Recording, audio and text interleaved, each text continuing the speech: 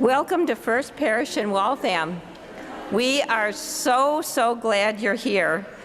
And thanks to Emma for the beautiful music and for her last 4 years of being our administrator. Emma has finally finished up being admin. And I brought a stack of cards in my bag that I'm going to leave around. So anybody that wants to write a thank you note to Emma or anybody on staff, they'll be in coffee hour. Welcome to First Parish in Waltham. We're so glad you're here. Whoever you are, wherever you are on life's journey, you are welcome here. My name is Deb Jose, and I serve as your president on the Board of Managers. My pronouns are she, her. And today I'm wearing a colorful green and purple and, I don't know, colored shirt. Here are this week's announcements. We try to make our service as accessible as possible with hearing helpers and large print versions of serious service materials available from our ushers. Paper copies of our weekly newsletter are available at the entrances to the building. If you want to sign up to receive an emailed copy each week, please speak to a greeter or usher. It's down to the wire for Ferry Beach. Our annual retreat to Saco, Maine takes place the weekend of September 19th to the 21st of September. Registration to participate closes this coming Friday on September 12th. For more information, see our newsletter available on the website or Sue Genzer at Coffee Hour.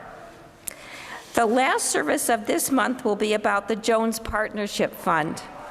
The committee members are looking for support and are having a brief meeting at 12 noon today in the Harrington Room.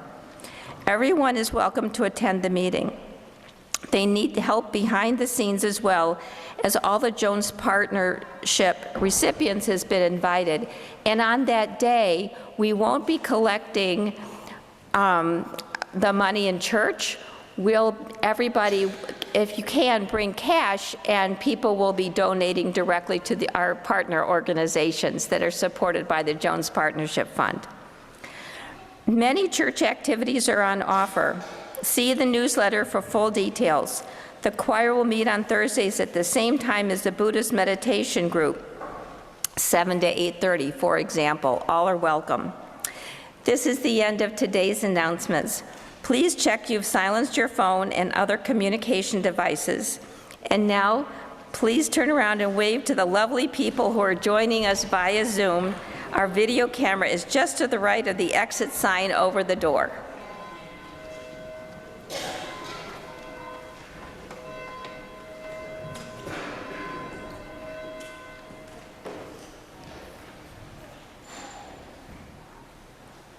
We gather as many drops, each winding our own path down life's surfaces and ruts. Here, we pool together as a single body, flowing together for a time. Together, we are a stream, at times even a river. For our shared force, we can travel towards oceans of meaning and seas of consciousness. Good morning, everybody, and welcome. My name is April Rosario. My pronouns are she, her. I am a Black woman in my late 30s. I have shoulder-length dreadlocks, and I wear glasses. This morning, I have on a floor-length blue and white striped dress and a white knitted shawl thing. I am the director of Lifespan Faith Formation here at First Parish, and I am so glad to be with you all today. Sunday mornings are a special time, one of my favorite times of the week, because it's a time when we gather together to live out our dreams, to help each other, and to be part of something greater than ourselves. Because together, we find meaning and strength and love to help guide us in all that we do. We are a Unitarian Universalist congregation, and that means that our faith tradition is like a large tent with room for many beliefs and approaches to life's big questions. And so it's not simply our beliefs that hold us together, but our principles and our values. So whoever you are, whoever you love, wherever you are on your spiritual journey, you are welcome here. Whether you come with laughter in your heart or tears in your eyes, you are welcome here. We begin each of our worship services with the lighting of our chalice, the symbol of Unitarian Universalism. So friends, I invite you to take a deep breath as we settle into this time together, as I invite up Marcia to light this morning's chalice.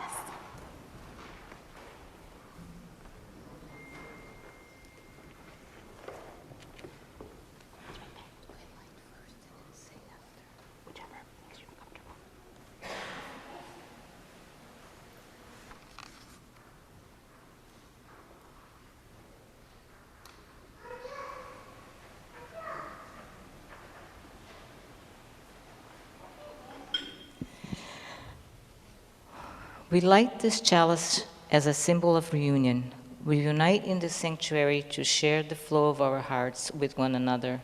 We gather together in ritual to celebrate our fountains of joy, to hold each other through storms of grief, to guide one another through rapids of transformation, to rest together on ponds of stillness. Together, we honor the spirit of water, its many forms and its life-giving essence. Thank you. And now as we move into our opening hymn, which I skipped a part, we were going to do a thing. We should do that thing.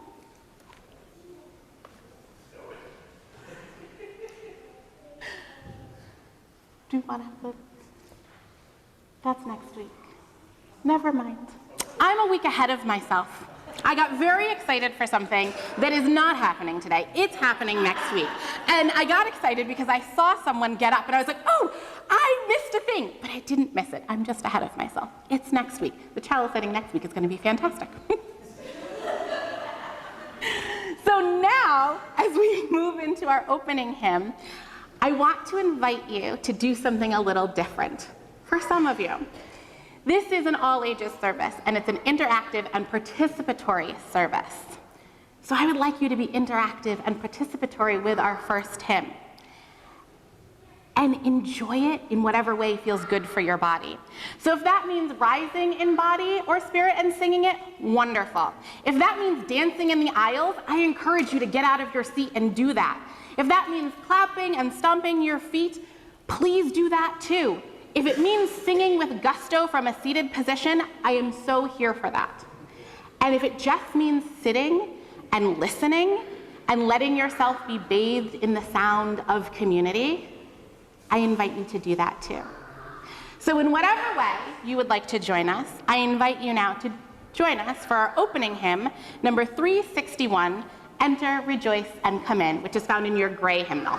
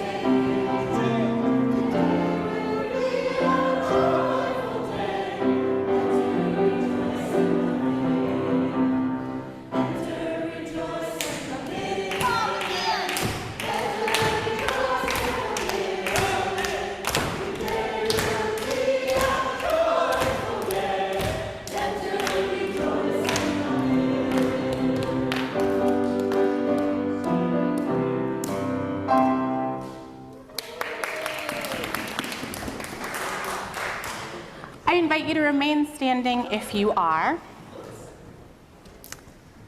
And join us in our unison affirmation, which is in your order of service and begins with the word love.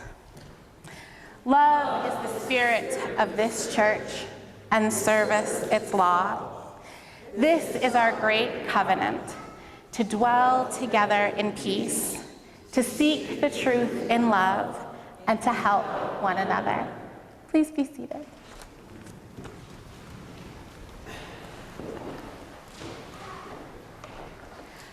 So, every month here at First Parish in Waltham, and honestly in lots of UU churches across the country, folks dive into a spiritual theme.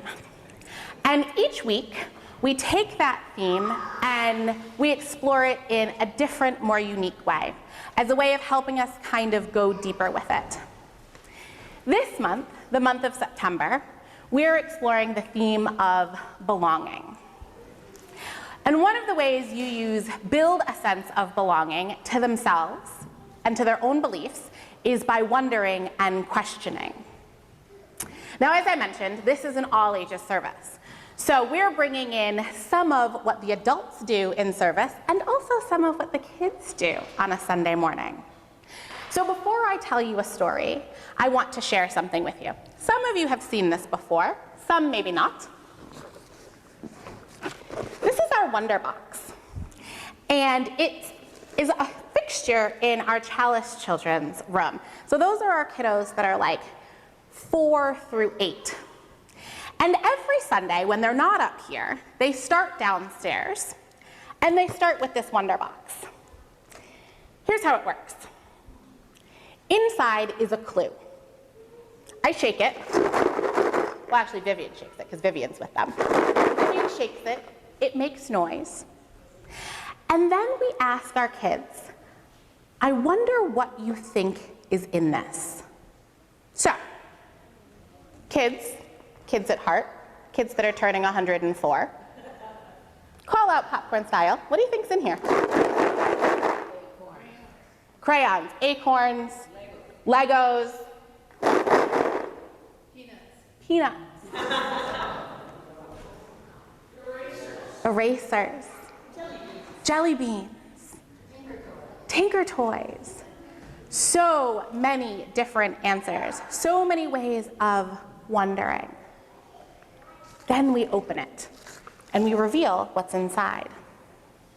I have a couple things inside. I have a chalice. And I have lots of blue, I'm going to hold them up in a second, but I have lots of different colored blue stones. That's what was making the sound. They're all different shades of blue. And then I pose a second question. And the question is, what do you think these various shades of blue, now, be mindful, friends, I've mentioned that these are blue several times. These various shades of blue stones and this chalice have to do with our theme of building belonging. I wonder, what do you think? Again, call it out. Water. Anything else? Sky. Earth. And we go around the circle just like that. And we give our thinking and our wondering. And we make space for kids to say, this is why I think these objects are a clue to building belonging and how we can live into that. We let them know that there might be an answer we're going to give them, but their wondering is never wrong. And then we tell them why I picked those things to put in the Wonder Box. So I'll tell you why I picked those things. Both of these things are symbols, our chalice and these blue stones. The chalice represents our Unitarian Universalist community. And the blue stones represent drops of water, right? There's the blue. And the unique drops that we each bring collectively to this community. You see, I can take these drops one at a time and add them to our community. Each time you all step foot in this building, log on to Zoom, read a newsletter, attend a small group, practice with the choir, show up for a board meeting, you are taking your drops and adding them to the community. Some of you bring your kindness. Some of you bring energy. Some of you bring your love of nature. Some of you bring your amazing ability to cook for our potlucks and our coffee hours. The list goes on and on. So I wonder, folks, if you would each take a second and think about the unique drop that you add to our community and call it out. Go ahead. Yeah. Anybody else? Thinking.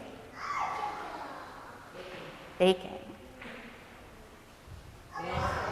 Love for the world. Dancing. Singing. Sharing. Planning. We would not be who we are without each of you and each of the unique drops you bring to our community. This is one of the ways we build belonging. Now I want to tell you a story. Today is our Ingathering Service. For those of you that are new with us, UU churches do things a little differently over the summer. And so this first Sunday after Labor Day, folks are gathering together for the first time in big community most of the time. And this is happening across the country. And at all of these churches across the country, some in Canada and some in the UK also, there is a ritual that happens. At some point in the service, a water ritual is created. Some call it water communion, some call it water ceremony, some just call it ingathering. The names change depending on the church. But for lots of churches and lots of communities, it's just become a thing that we do. And the majority of people don't know why or how it came to be. So with that in mind, I want to tell you the story of how water communion came to be. And we're going to start it like so many of my favorites do, friends. This story starts with Once upon a time. Once upon a time, really not so long ago. The Unitarian Universalist water ritual didn't exist. As I said, ingathering services had been happening for years and years and years. And while many congregations had a ritual that involved water, it didn't have a particular deep-rooted meaning. Oftentimes, they were a very vague way of saying, welcome back after summer. They often became a travel log of where people had been or what they had done over the summer.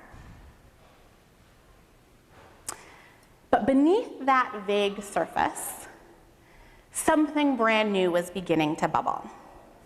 Our Once Upon a Time takes us back to the year 1975. So again, not that long ago. And this is the story of water communion. It all started with a woman named Lucille Shuck Longview. She was a member of a UU congregation in Lexington, Massachusetts. And she had just been asked and was delighted to be nominated as the delegate to go to Mexico City for the United Nations Women's Year Assembly. She was so excited and was so looking forward to all of the things she was going to learn. What she hadn't counted on was being confronted with kind of an uncomfy truth. A truth that she realized after the assembly she couldn't quite get out of her mind and she didn't know how to ignore. That truth was that religion, even her own beloved religion of Unitarian Universalism, had been one of the forces that was keeping sexism alive. So when she came home, she was determined to change that. And she began the work that would become the 1977 Women and Religion Resolution. Over the next few years, she gathered UU women across the country in small groups.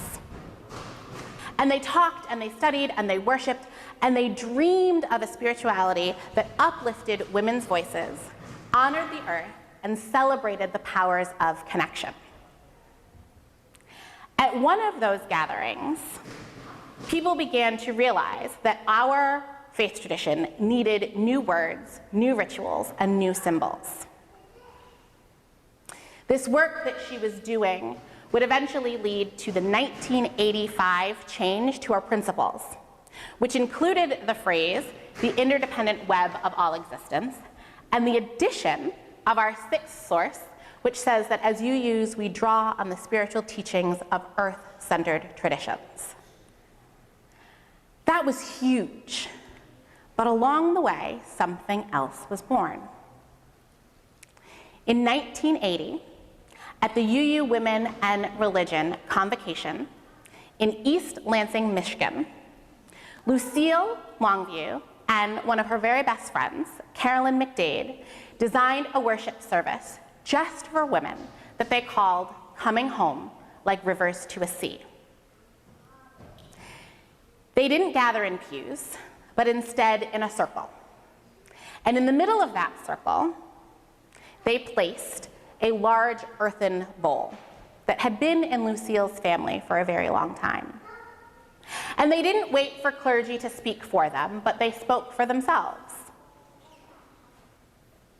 about the power that came from collective community. They also did something a little different. They gave folks homework. Before the service, they asked all the women that had been invited to bring with them water that carried meaning. Water from a place that they felt powerful. A backyard hose, a nearby stream, from a journey that had touched them and transformed them. And every single one did. Midway through their worship service, one by one, they stepped forward into the circle and poured their waters into this common bowl, speaking the stories of where it had come from and why they had chosen it, and why it reminded them of their own power. And as the waters mingled, ordinary and sacred, all at once, they became a symbol of these women's connectedness, their empowerment, and their life-giving strength. And then, in a very beautiful gesture of defiance and being able to reclaim pieces of themselves, the women were invited to pour out their perfume bottles and take water that had just been commingled. They took this symbol of something that they all felt they had to have on them at all times, dumped it out, and instead filled it with sacred mingled water. They were then invited to take that water home, again as a reminder of their power and their wholeness. Carolyn McDade later described it in this way. The water ceremony became a central part of a religious service that broke with tradition in significant ways. It was created by laywomen, women who had long been silenced in the pews. We gathered to worship in a way that was authentic and liberating to us, because that's the way we chose to do it. And we chose water, a universal symbol, to celebrate, again, our collectiveness and the totality of life. Friends, that was the very first Unitarian Universalist water communion. Not created by ministers, not done in a church, but created by a group of laywomen, UU women, who wanted to reshape our faith and our living tradition.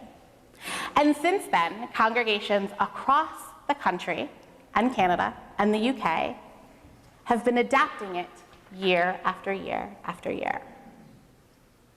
So later in our service, When we gather and mingle our waters together, may we do so remembering this.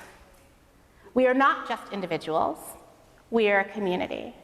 We are part of something larger than ourselves, like rivers flowing home to the sea. Now, in just a second, we're going to invite you to join us in our next hymn, which is number 360, Here We Have Gathered. But as I said, we're doing things a little differently today.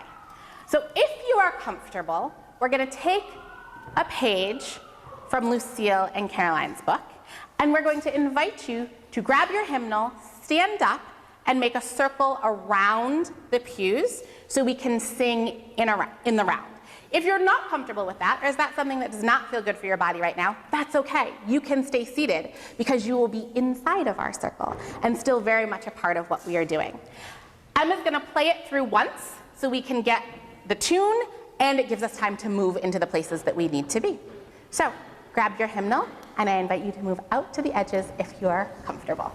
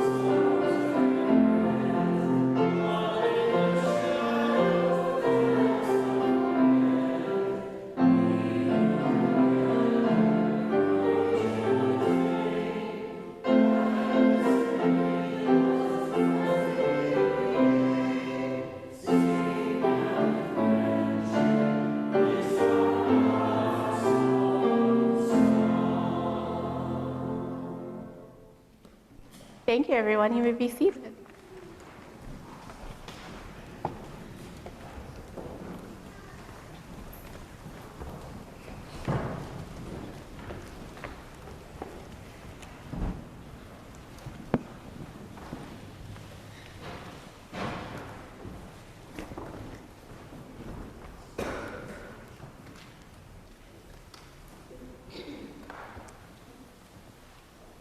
I'd like you all to take a breath.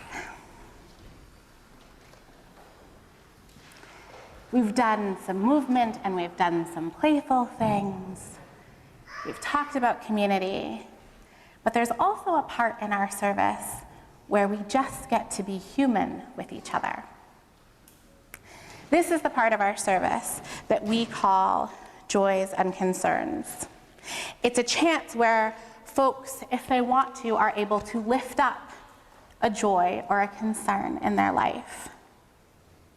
In our Unitarian Universalist tradition, worship is not only about ideas and music, wondering, questioning, thinking. It's also about the real lives we bring with us. And so, as I said, each week we pause to share those joys and concerns. This practice reminds us that we are not alone. Our celebrations are richer when our community rejoices with us, and our burdens are lighter when others help hold them with care. Whether spoken aloud or written down or held in silence, these moments weave us together in compassion and hope. Sharing joys and concerns is how we live our covenant to care for one another and to honor the fullness that is life. It's laughter, it's tears within this circle that is our community. So if you are joining us from Zoom, we invite you to type into the chat a joy or a concern that you have, and Emma will read them out in just a second. And if you are here in the sanctuary, we invite you, if you would like to stand up and make a line on that side. I'm pointing to your right, on that side of the sanctuary, and come on up. We're going to try to do this a little smoother. So when you get to the candle, you're welcome to light a candle, and then we'll ask you to move over to the middle so that folks can see and hear you, and then name your joy or your concern. We ask that you keep it brief-ish so that we have space for everyone who would like to share. And we remind you that if it is a joy or a concern that needs more time than the brief moment that is here, our pastoral care team is available, our committee on ministry is available, Emma's available, I'm available. There's lots of ways for you to say all the things you need to say and be heard if it's not a brief-ish thing for this morning. Does that feel good for folks? Okay. I invite you now to make your way to light a candle if you would choose to.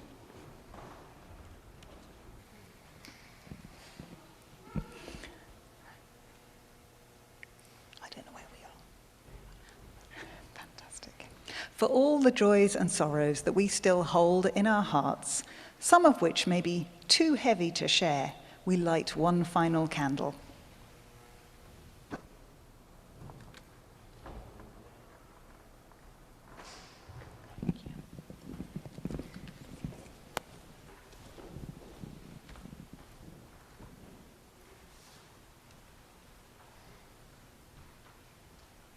I'd like to invite you all to take a moment, take a breath, settle into your seat. Feel the seat, or if you're at home, the chair, the couch, the bed beneath you. Find a way to sit or stand that feels comfortable to you. Let your hands rest gently in your lap or at your sides. You can close your eyes if that feels good, or look softly at the floor, out the window, or up at the ceiling. And take a deep breath in. Remember, this is an embodied service, so if you're comfortable, on your next breath in, I invite you to lift your arms like a rising wave. And then, as you breathe out, lower them back down to your sides, like waves returning to a sea. Now imagine that you are a small stream of water just in your beginning. You move gently through the earth around stones and over roots. You don't push, you just flow. I invite you to move your arms or hands out to the side, like through the air, like flowing water, soft and gentle, smooth, if you will. If it feels right, sway in your seat, like wind rippling over the surface. Like water, we each move in our own way. And like water, we each belong to something bigger. Now imagine as you trickle down Earth's surface, you are joined by other small streams. A stream of someone you love. The stream of a friend. The stream of a neighbor. The stream of someone sitting here beside you today. The stream of someone that you may be struggling with or in conflict with. The stream of someone who you know you should reach out to but haven't in a long time. Together, these streams become a wide, beautiful river. This river carries stories, it carries love, it carries promises, and it carries each of us. And because it carries each of us, this river is made strong in so many ways. It is made strong because some of us are like a roaring waterfall, reshaping rock with force and vision.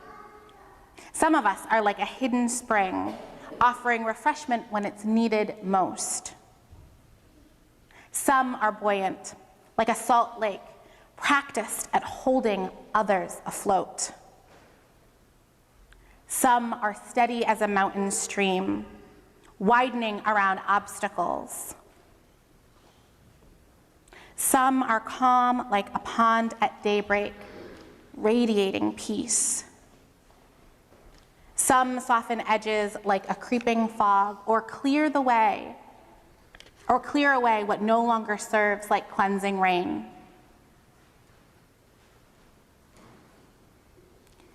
Take a breath and imagine the strength of that water that is yours. Feel it in your heart, feel it in your spirit, and know that your strength is needed here in this river of community. If you are comfortable, place your hands over your heart and feel your breath moving in and out like water. Remember that each of us is a drop in this river. And as we close this morning's prayer and meditation, I invite you, if you are comfortable, to repeat after me. Like drops in the river, we belong to each other. Like streams to the ocean, we flow together in love. May it be so.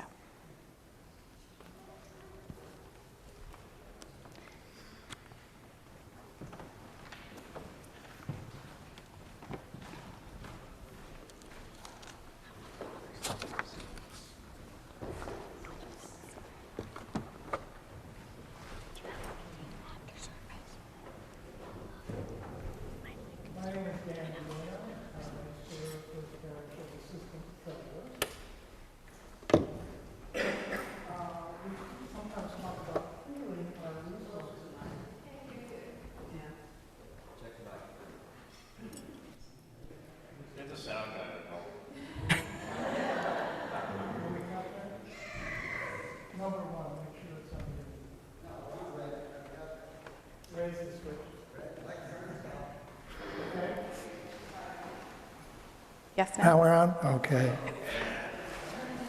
Fire that guy, whoever usually sits there. I am Dan Diano. I'm Service Assistant Treasurer. We do talk about sometimes pooling our resources. We talk about having liquid assets. We talk about First Parish having several income streams. Sometimes when we talk about water, we're really talking about money. This is the time in every service when we have a chance to pool our resources, to be spontaneously generous, to help contribute to keeping this place going by making a contribution. This morning, you're going to have a chance to make two contributions because we hope you will make a contribution to the plate when it comes by. But also, Scott is going to tell you how you can make a contribution of your voice to the offertory. Will the ushers please come forward, and when Scott gets going here, we'll appreciate everything you have to give us. Right. This is a song called And It Looks Like This. And I wrote it just about 8 months ago, so we don't have any words written out. Michael will play it through once, you'll hear the melody. I'm going to start singing, and the part for you to do, you're welcome to sing along as much as you like, but when I say, and it looks like this, you say, repeat back, and it looks like this. And you can show that in any way that you like.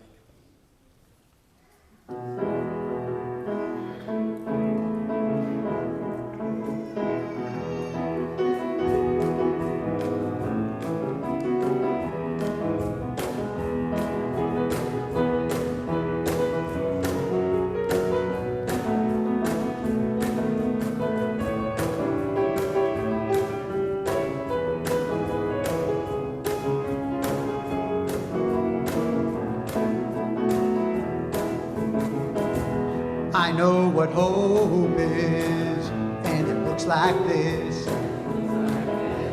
I know what hope is, and it looks like this, and it looks like this.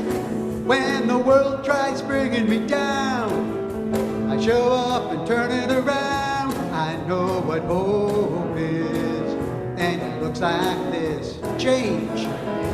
I know what change is, and it looks like this.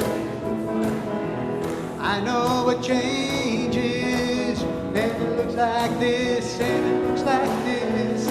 When the world tries bringing me down, I show up and turn it around. I know what change is, and it looks like this. Love. I know what love is, and it looks like this. I know what love is, and it looks like this. When the world tries bringing me down, I show up and turn it around. I know what love is, and it looks like this. When the world tries bringing me down, I show up and turn it around. I know what love is, and it looks like this. Let's go on.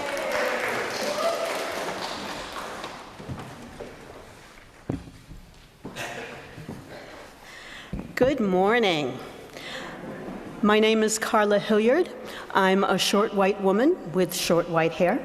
And today I am wearing a blue top with a peacock on it.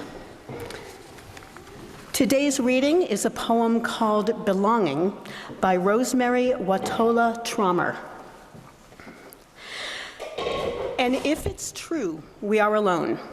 We are alone together, the way blades of grass are alone, but exist as a field. Sometimes I feel it, the green fuse that ignites us, the wild thrum that unites us, an inner hum that reminds us of our shared humanity. Just as 35 trillion red blood cells join in one body to become one blood, just as 136,000 notes make up a symphony. Alone as we are, our small voices weave into one big conversation. Our actions are essential to the one infinite story of what it is to be alive. When we feel alone, we belong to the grand communion of those who sometimes feel alone. We are the dust that hopes, a rising of dust, a thrill of dust, the dust that dances in the light with all other dust, the dust that makes the world. Here ends our reading.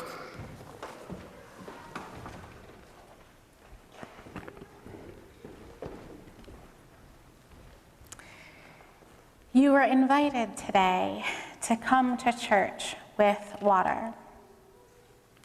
Water that carries a story of your belonging. A place, a community, a relationship that held you, reminded you of who you are. Each of us, whether you remembered your water or not, carries a story of belonging. Perhaps you find belonging at your kitchen table where your family gathers. Perhaps it's the quiet of the library or the laughter of friends on a team. Perhaps it's the steady flow of the river, or in the drops that fall off the leaf of the shade of a tree. Perhaps it's in the joy of your backyard. Wherever it may be, whether you have brought physical water with you today or not, you have brought a drop of that belonging. Water is our oldest teacher. It reminds us that we come from many different streams and are part of a greater whole. In just a second, I will invite you to come forward, if you are willing and able, with the water you brought from home or water from church that you can use symbolically. and participate in our water ceremony. This ceremony reminds us that while we all seek truth and nourishment differently, we are all connected. We all belong. As these waters mingle, they will symbolize that our community is a place of belonging. That each of us bring our whole selves, our experiences, our gifts, our troubles, our worries, the things we are amazing at and the things we struggle with. Those things make each of us us, and each of us make this community whole. So when you are ready, I invite you to come forward, pour your water into the large bowl. I'll have the microphone. If you'd like to say one word, two at most, about where your water is from and where you find belonging, and then make your way back to your seat. If you didn't bring water with you, again, you are ready, you can get in line. If you didn't bring water with you, you can pour it from the pitchers that are here, or I can help you pour it, and again, speak into the microphone, a place that you find belonging. And Liam is gonna demonstrate exactly what that looks like. Go for it, Liam. Excellent. Liam, where's your water from? A puddle outside church, because Liam belongs at church. Please come up whenever you're ready. You want to dump my water? Sure. Rome, New York. Okay.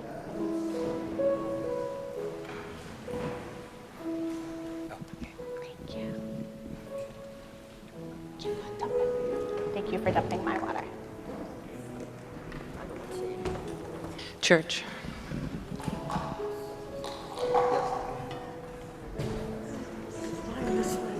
Doesn't matter.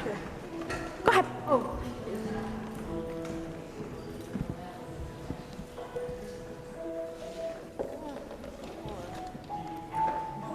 It's okay. My water bottle is from, or my water is from this bottle that Katie and Ace each held, and they make me feel like I'm at home. I'm gonna stand on this side. No, you're good. Water came from my kitchen. Backyard garden.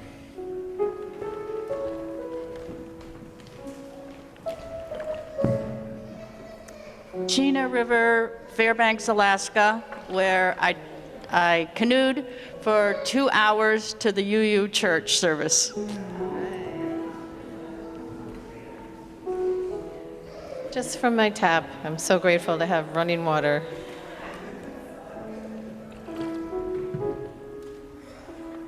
From my dog's water bowl, who does most of my pastoral care.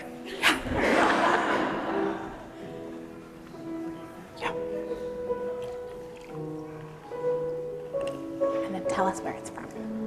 Water from Waquoit Bay in Mashpee on Cape Cod, Massachusetts. My backyard water tank was 300 gallons, almost empty before the end of the summer. This morning it's full. From Papoose Pond Family Resort.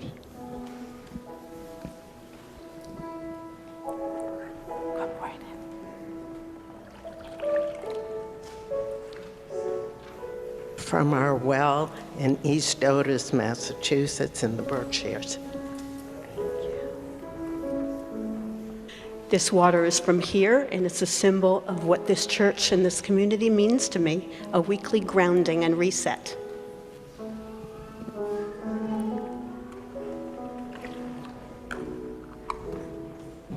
From my first play and theater production at my school.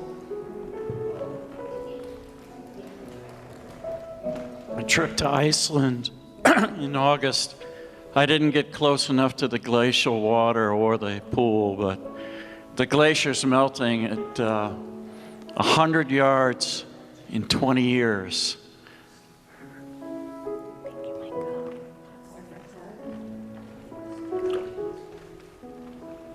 It's from my little backyard urban oasis pool.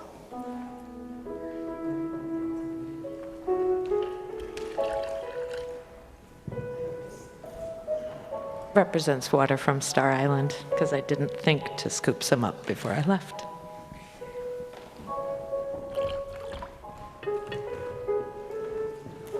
From my church community.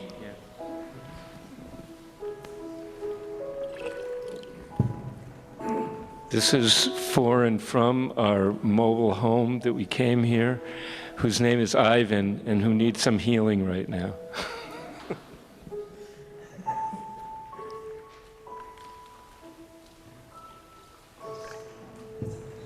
This represents Wilson Lake, where we spent the summer. This is from the Atlantic Ocean in Penobscot Bay, Maine.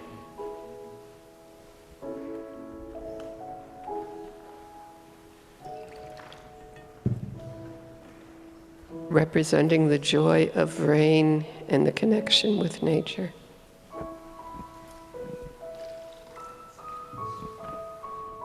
This water symbolically, and only symbolically, reminds me to be aware that the Passaic River in Passaic, New Jersey, where I grew up, is the most polluted river in the country, and I hope someday will be cleaned up.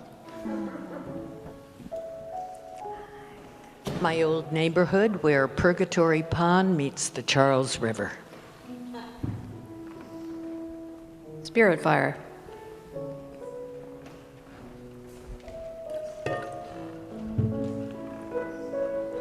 I'm Ken, and I believe this water came from pretty much where all our water comes from, the Quabbin Reservoir, where I've also been bird watching for bald eagles.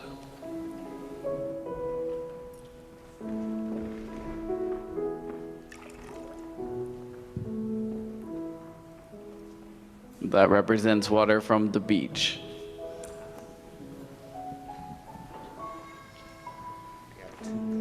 Sure. Two pours, one from yesterday's storm. It's yesterday, so whatever storm you're going through, just know one day will be yesterday. And the person I'm sitting next to said we may get water from tears, so whatever you're going through, hopefully it heals.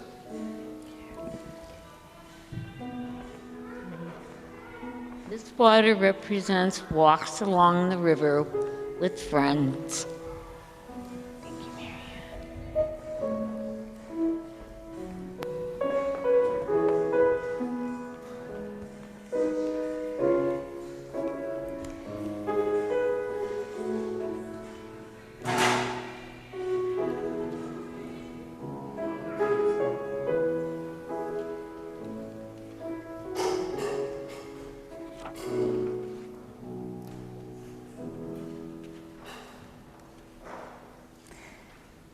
This water now holds the stories of kitchens and gardens and rivers and streams, schools and workplaces, families and friends, and many places we have known love and belonging. Together, this water reminds us that here too we belong. This water is sacred, not because of the places that it came from, but because of the hands that brought it and the hands that made it so, when it was poured with intention and with love. Because it is filled with the stories that each of you carry. May this water nourish us as we begin another church year together. May it call us to care for one another, for our communities, and for the earth that sustains us all. May it bless this community with hope in times of change, with love in our shared responsibility, with grace when we falter, and with clarity when we are uncertain. And when our hearts feel empty or our spirits weary, may this water remind us that we are held in abundant love, deep, flowing, and ever renewing. Please rise in body or spirit and join us for our closing hymn, one of my favorites, 1064, Blue Boat Home.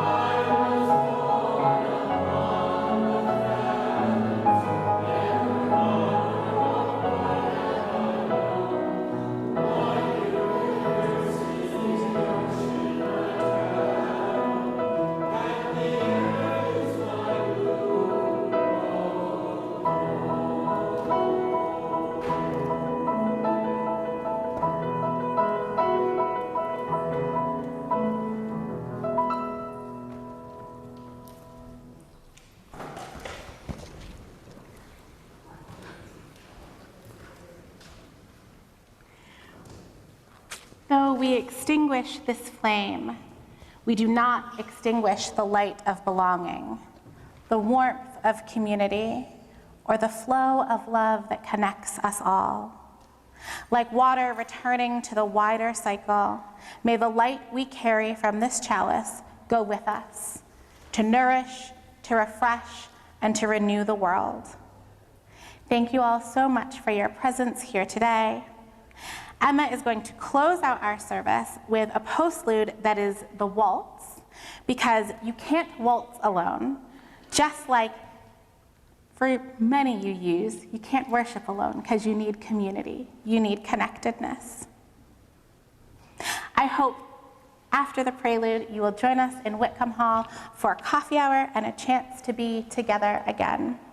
May you go in peace, may you go in hope, may you go in joy, and friends, may you share your light with the world.